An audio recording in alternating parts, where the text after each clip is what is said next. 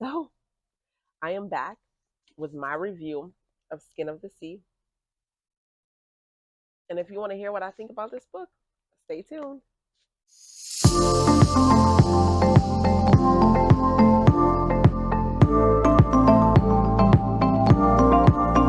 Just so you know, spoiler alert, if you haven't read this book, don't listen to this review because I'm going to talk about it all the way to the end. Press pause. And I read this book last year in February, and now I'm reading the sequel in February of this year. But we're here to talk about this book because I'm still reading the other one. And I don't know if it's because I've started reading the other one that I like this book so much more now. I actually reread it last month. Well, I skimmed through it. I wouldn't call it like a full read. So that I wouldn't be lost when I read the second book. And originally, when I read this book last year, I rated it like 3 out of 5 stars. Now I would give it 4.5 out of 5 stars. And I rated it 3 out of 5 stars before because I thought it was wordy and it just took a long time to get to the action. But reading it again, I realized that all the stuff that she was seeing just built up to what was happening in the story. It was really building the story. So this story is pretty much about this mermaid, this Mami Wada, Simi Dele, who was a human and she was remade by an Orisha, Yamoja. And let me put my disclaimer here now. I don't speak any other language other than English. I don't speak Yoruba, so I may butcher some of these words, so please forgive me. And I'm going to try to mention all the characters and what I liked about this book and what I didn't like. So, Simi, I think she was a good main character.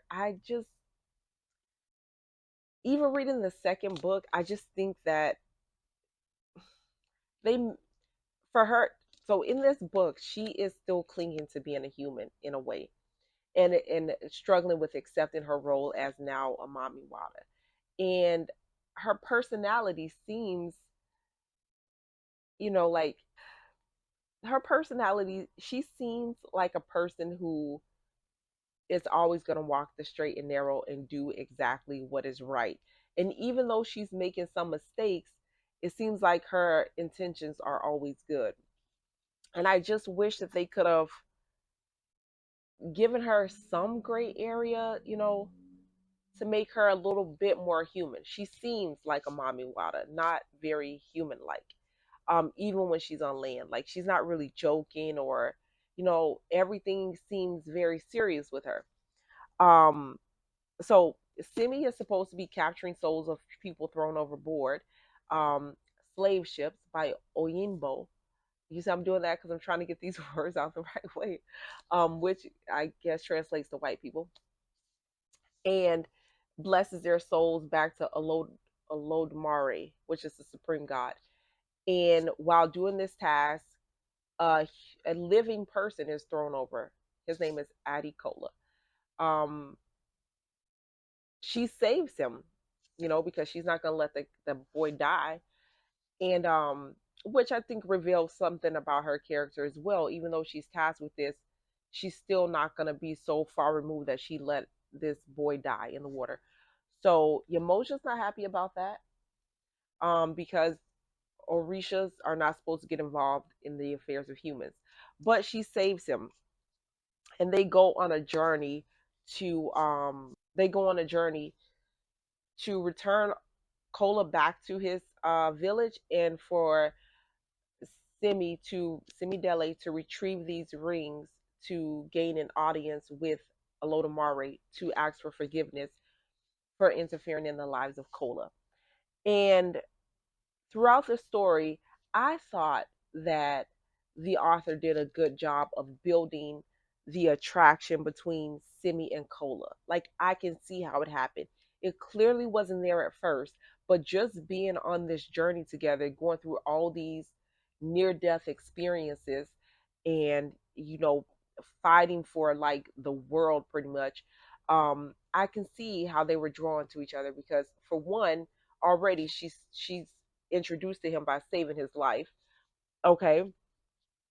Now she's going to help him get back home, which is very important to him because he was, I guess, the son of a village chief, and he went off trying to negotiate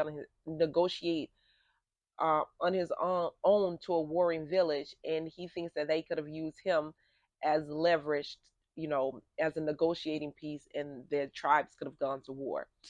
So he wants to get back, and also he has siblings who are twins, or Ibeji or Ibeje, and they are one soul in two bodies, and they are supposed to bring prosperity to the land around them.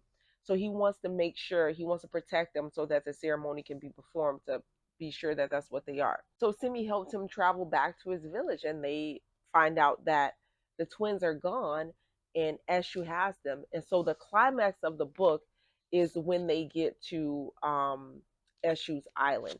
And I just want to go over some of the characters that arrived at Eshu's island. So right when Simi and Kola left from Yamoja, you're probably wondering how they got to Yamoja. After Simi saved him, he requested that they summon Yamoja so that he can ask for assistance going back home. And that's when Yamoja told them that they're not supposed to get involved in the lives of humans.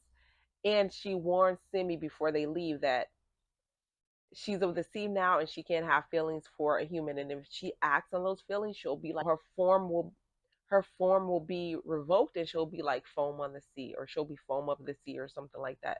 So after they leave her, we're introduced to two other Orishas, Sango and Oya, and they are husband and wife, militant by any means necessary type. Although there's a decree for Orishas not to be involved in the lives of humans, when they see a slave ship, it's on site. They're going to destroy it, they're going to tear it down. And they're working with Eshu, who's the trickster god, and he's also messenger to Olomar, Olo, Olo, Olodumare. And he's a big time hater, but they're working with him and they don't trust him. So with that being said, right? When after they come into contact with these two Orishas, and how they do that is they see a ship on the sea while they're on their little boat, and they think it's a slave ship, but it turns out to be Africans who are also destroying slave ships or capturing them. And so once they get off that ship and get back on their boat, their little boat is attacked and wrecked, and they end up in a clearing by some Yumbros. And there's a little Yumbro named Issa who gets on their journey with them to help them get back to Kola's village. And on the way, after they get Issa and they're like crossing a bridge, Kola falls in the water. He's attacked by Aniki Nanka, which is a sea creature that drowns its victims and then eats it. But Simi can control sea creatures, so she tells the thing to stop. They make it to Kola's village, and we are introduced to Bim and Yinka. These are two of Kola's friends, and they are also guards. And they take him to his parents, and there he finds out that the twins have been kidnapped. So he has to take Simi to the Babalao. And once they see the Babalao lets him know that he did perform the ceremony on the twins, and that they are indeed the one soul in two bodies, and they're supposed to bring prosperity to the land. But now that they're gone, the lands are dying. You see? And so he gave the rings to the twins, and Eshu has the twins. And just to backtrack, when Yamoja was trying to make her point to Simi about how uh, Orishas can't be involved in the lives of humans, she showed Simi that she had 3 scratches down her face, and she let her know that Eshu gave her these scratches as a message from Olodumare about her interfering with the lives of humans and recreating them into Mami Wada. So the Babalao says Eshu has the twins. So they're like, oh, we have to go to Eshu's island and get the twins. The Babalao has a map on the wall, and the map of the whole world, and they can see Eshu's island. Yinka comes in, she braids the map in Simi's hair, and then they go back to Oko's village, and there they see like death, fish bobbing in the water and things like that, and they prepare to leave to go to Eshu's island. Kola's dad insists that another soldier, or yeah, soldier from another tribe, go with them. His name is Ifadeo, and he's described as having like a protruding jaw, and these long, skinny plaits. And so he goes on the trip with them. So now is Bim, Yinka, Issa, Kola, and Simi, and Ifadeo. And they get, and so when they get to the boat, they tell Issa he needs to go back home now. He's brought them this far. He doesn't need to continue. He's sad about it, but they are kind of mean to him to make him leave. Um, and the reason why I'm seeing all the characters is because this was my introduction to um African mythology. So I found it pretty fascinating because I am really into, well, I'm going to say really into, but I like mythology. My favorite book from last year was Circe. So I was like, I would really like to read some African mythology as well. And I didn't even know that's what this book would be about. I mean, I absolutely judged the book by its cover. I mean, its cover is gorgeous, and so I had to get it, and I really liked it. So I'm glad that I judged this book by its cover. So that's why I'm going through all of the characters because maybe somebody is getting into African mythology, and you can learn about some of the Orishas and things. Um, so once they sell off for Eshu's Island, we meet another Orisha. Simi jumps down into the ocean when she thinks everybody's asleep, and she tries to make a deal with Olo- Olokan, Olokan, Olokan, Olokan, and she tries to make a deal with him that he will help her bind Eshu and then take him to the supreme god for judgment, um, in exchange for something. And we don't find out what that something is right there, but is that okay? Olokan is chained to the bottom of the sea. He's the keeper of the land of the dead, and the another Orisha, Obatala, banished him there because Olakan tried to wipe out humanity because he felt like they wasn't giving him his props. So he kind of wants company down there at the land of the dead. So Simi agrees to that, but he tells her like, don't say anything to anybody because it's between us. We here. And so she goes back up, and everybody finds out that she is um Mommy Wada because they see was a mermaid, and now she was turned into a human. And so up until this point, her and Yinka had like a side eye, like, type of situation going on. Like Yinka was with Kola, and now Kola showing up with Simi. But that really wasn't the case. Yinka is very protective of him. And so they actually get to bond by doing a knife fight. This is called bonding through attempted murder, which, is not really suggested, but it made sense in the book.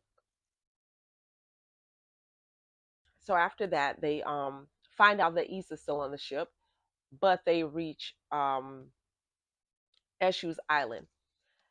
And when they reach the island, Simi does turn back into a mermaid in a pond there, and she has a conversation with Yinka, which I thought was pretty important.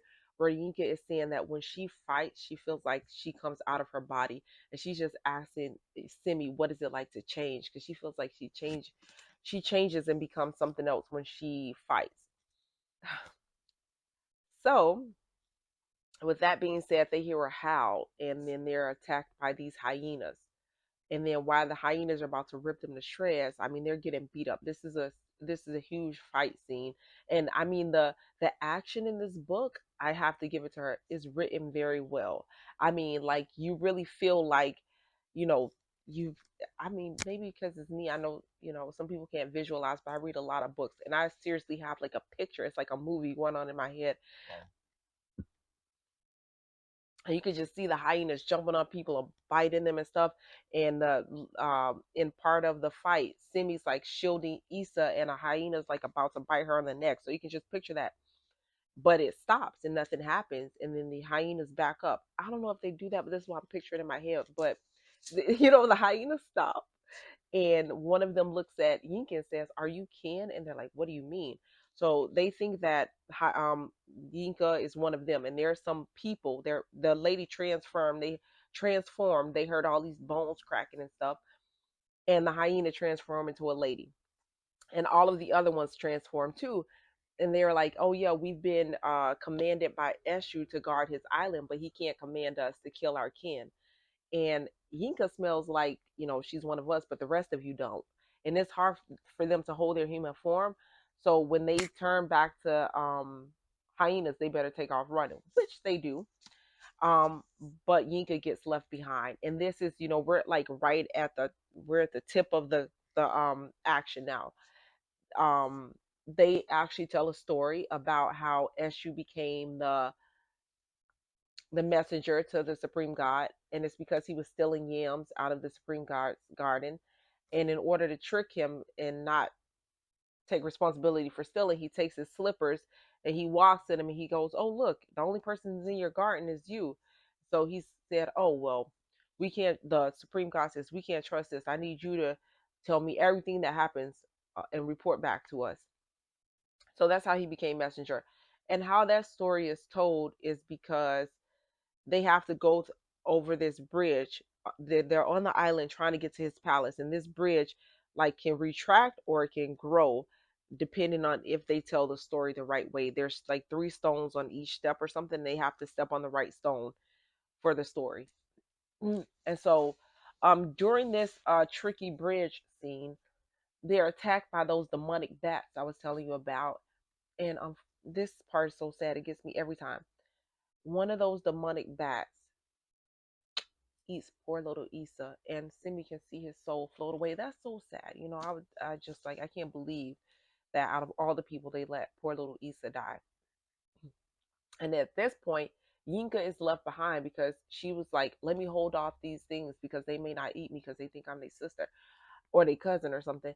And so, and then at the tricky bridge, Bim is about can't make the jump because he's so injured from being ate up by the hyenas that he has to go back.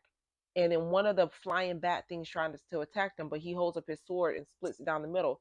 The other bat thing sees this, got upset, and that's when he ate poor little Yinka. So at this point, it's just Simi, Ifadeo, and Kola. And they roll into Eshu's palace, and they're like, "Where is he?"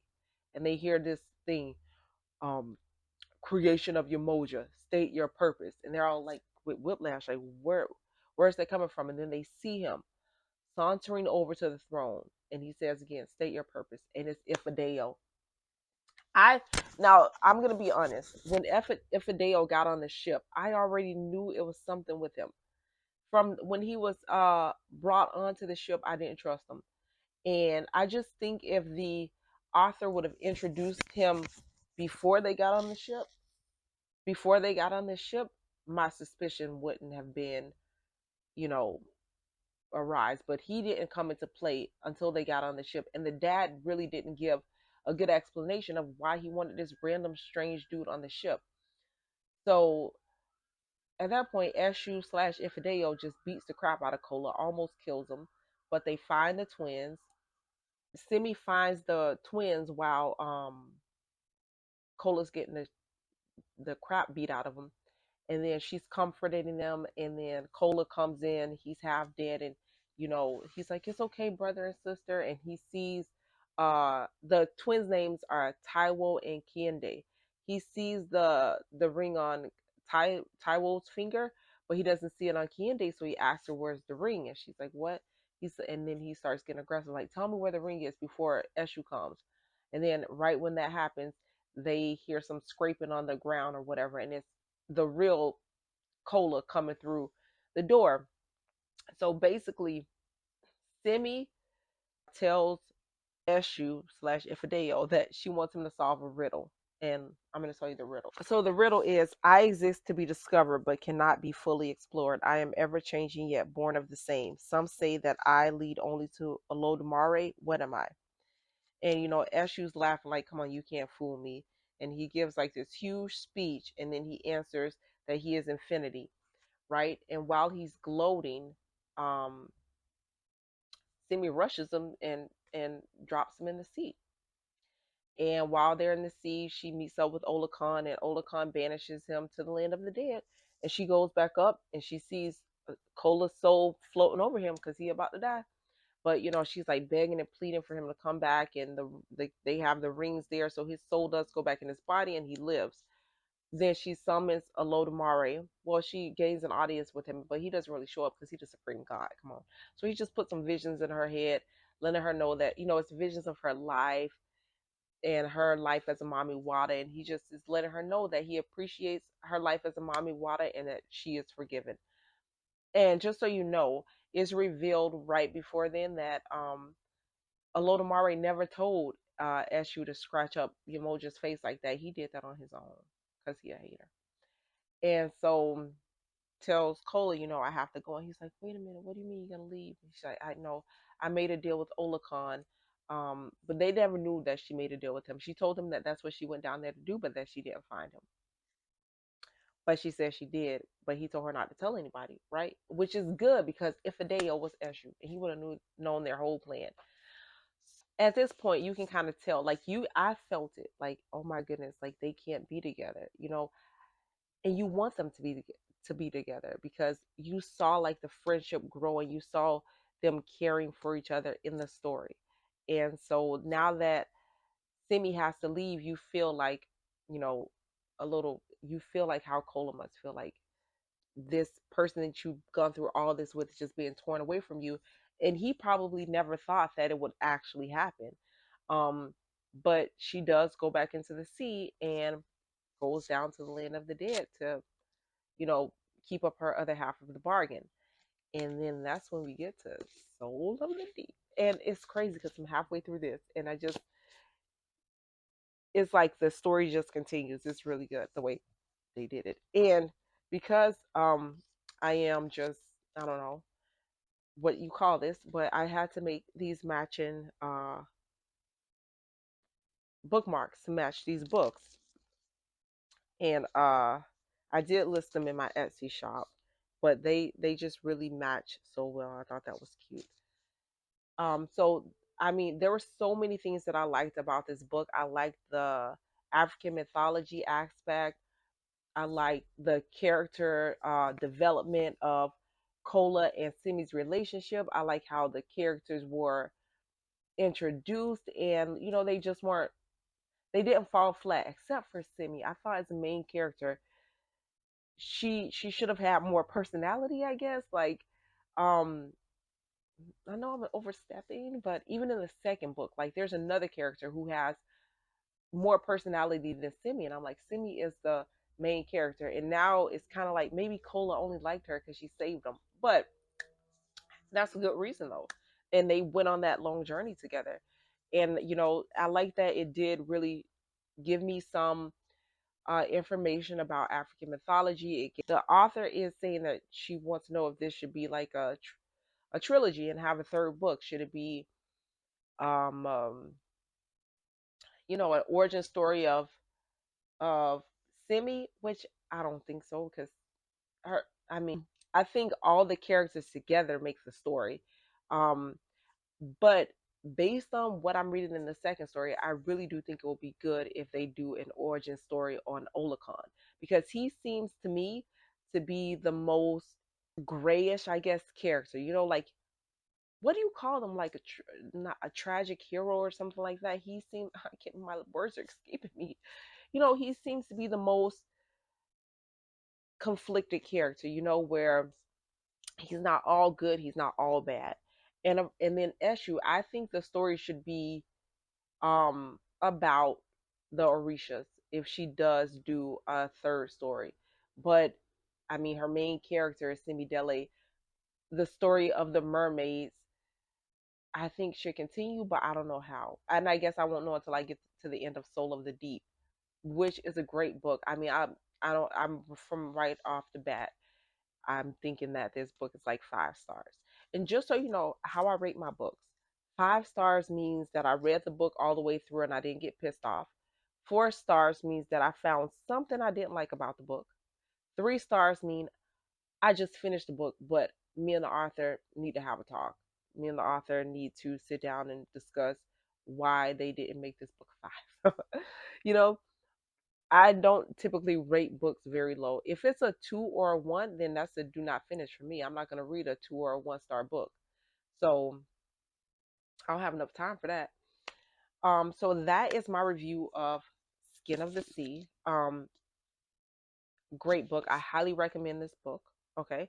I highly recommend that if you do get this book, you go to my Etsy shop, which is linked below, and you get this matching bookmark so you can be so that you can have a matching bookmark with your book.